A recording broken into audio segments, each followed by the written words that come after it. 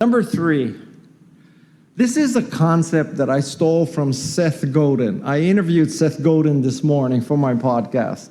And he has this thing called the smallest viable market. Now, as an entrepreneur, I know how your mind works. I know when you pitch, what you want to do is you want to say, there are 5 billion people. How hard could it be to get a mere 1% of 5 billion? And if we get a mere 1% of 5 billion, it's going to be 50 million customers.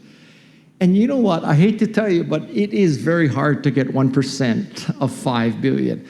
So what you should do to understand the needs of your company, the needs of what you're trying to do is like, figure out what is the smallest viable market for my product or service. If you did a Substack newsletter, you could say to yourself, what's the smallest viable market? Well, if you had a small viable market for Substack of people paying to read your newsletter, if you had 2,000 people paying you $5 a month, it's $10,000, it's $120,000 a year. That's probably makes your Substack newsletter viable.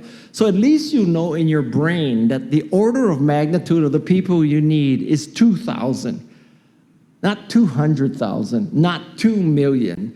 So this is a very important step. If you look at your product and you say, wow, the smallest viable market for my product is 5 million people, I gotta tell you something, it's highly unlikely that you're gonna get 5 million people. Now, God bless you if you do. Many companies have done that, but this is just a reality check that you're not just waving your hand and hallucinating and having delusions of grandeur. This is a way of sizing your opportunity. Number four, you know, eureka is this Greek word meaning I have found it. And I think a lot of people focus on that moment like, I came up with this brilliant idea. We're gonna have this computer that has a graphical user interface where what you see on the screen matches what prints, and the icons, the trash can over there matches the trash can on the screen. So, oh, eureka, we have the great idea. We're gonna have a GUI computer.